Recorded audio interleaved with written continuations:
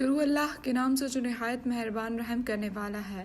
جن مسلمانوں سے کافر جنگ کر رہے ہیں انہیں بھی مقابلے کی اجازت دی جاتی ہے کیونکہ وہ مظلوم ہیں، بے شک ان کی مدد پر اللہ قادر ہے۔ یہ وہ لوگ ہیں جنہیں ناحق اپنے گھروں سے نکالا گیا صرف ان کے اس قول پر کہ ہمارا پروردگار فقط اللہ ہے۔ اگر اللہ تبارک و تعالیٰ لوگوں کو آپس میں ایک دوسرے سے نہ ہٹاتا رہتا تو عبادت خانے اور گرجے اور مسجدیں اور یہودیوں کے معبود اور وہ مسجدیں بٹھا دی جاتی جہاں اللہ کا نام بکثرت لیا جاتا ہے۔ جو اللہ کی مدد کرے گا اللہ بھی ضرور اس کی مدد کرے گا، بے شک اللہ تبارک و تعالیٰ بڑی قوتوں والا بڑے غلبے والا ہے۔ یہ وہ لوگ ہیں اگر ہم زمین میں ان کے پاؤں جما دیں تو یہ پوری پابندی سے نماز قائم کریں اور زکاتیں دیں اور اچھے کاموں کا حکم کریں اور برے کاموں سے منع کریں۔ تمام کاموں کا انجام اللہ تبارک و تعالیٰ کے اختیار میں ہے۔ اگر یہ لوگ آپ کو جھٹلائیں تو کوئی تعجب کی بات نہیں، تو ان سے پہلے نوح کی قوم اور عاد اور سمود اور ابراہیم اور قوم لوط اور مدین